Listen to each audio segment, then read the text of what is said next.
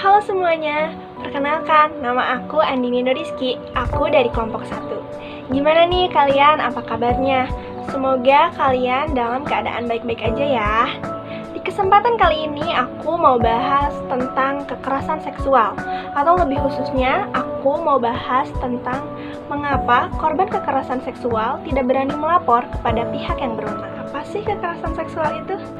Nah, kekerasan seksual adalah setiap tindakan baik berupa ucapan ataupun perbuatan yang dilakukan oleh seseorang untuk menguasai orang lain serta membuat orang tersebut terlibat dalam aktivitas seksual yang tidak diinginkan. Terdapat 15 bentuk kekerasan seksual menurut Komnas HAM, yaitu pemerkosaan, intimidasi seksual, pelecehan seksual, eksploitasi seksual, perdagangan perempuan untuk tujuan seksual, prostitusi paksa, perbudakan seksual, pemaksaan perkawinan, pemaksaan kehamilan, pemaksaan aborsi, pemaksaan kontrasepsi dan sterilisasi, penyiksaan seksual, penghukuman tidak manusiawi dan bernuansa seksual, praktek tradisi bernuansa seksual yang membahayakan atau mendiskriminasi perempuan, dan terakhir, kontrol seksual. Kekerasan seksual sering terjadi kepada wanita dan anak-anak karena banyak anggapan bahwa wanita dan anak-anak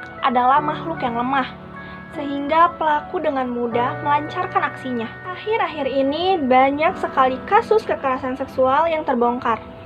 Korbannya mulai dari perempuan, anak-anak, bahkan laki-laki. Mirisnya, korban sekali-kali enggan melaporkan kejadian dikarenakan rasa malu dan takut dengan cemooh masyarakat. Karena masyarakat seringkali menyalahkan si korban yang dianggap tidak dapat menjaga diri atau memicu terjadinya hal yang tidak mengenakan tersebut. Sehingga korban akan memilih diam atau berdamai dengan pelaku daripada dia harus menerima cemoohan dari masyarakat.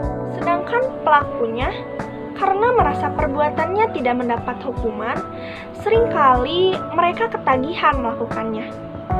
Selain wanita, anak-anak juga sering menjadi korban pelecehan seksual. Pelaku memanfaatkan sifat anak-anak yang mudah ditakut-takuti untuk menutupi perbuatan mereka. Nah, inilah dampak dari kultur dan cara pandang yang salah dalam masyarakat. Perempuan diajarkan dan diharuskan untuk menjaga diri, namun tidak diajarkan untuk mempertahankan hak mereka dan menuntut keadilan. Anak-anak ditakut-takuti supaya tidak melakukan suatu hal yang akhirnya menghilangkan keberanian anak untuk berkreativitas. Bahkan anak menjadi takut pada semua hal. Yang seharusnya mendapat hukuman adalah pelaku, bukan korban.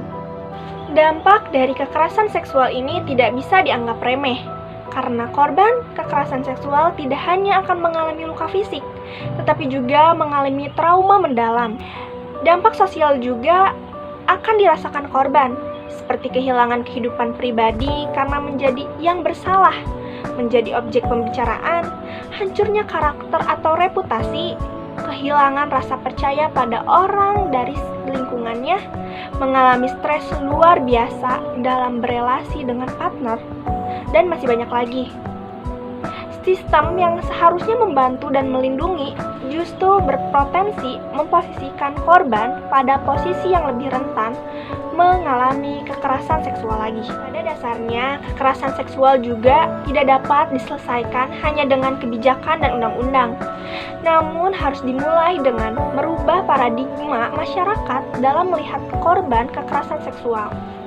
Memandang kekerasan seksual adalah seseorang yang membutuhkan perlindungan dan berhak mendapatkan keadilan atas apa yang telah mereka alami, serta memberikan dukungan dan motivasi sehingga korban dapat bangkit dan mengatasi traumanya. Oleh karena itu, laporkan segera segala tindak kekerasan seksual.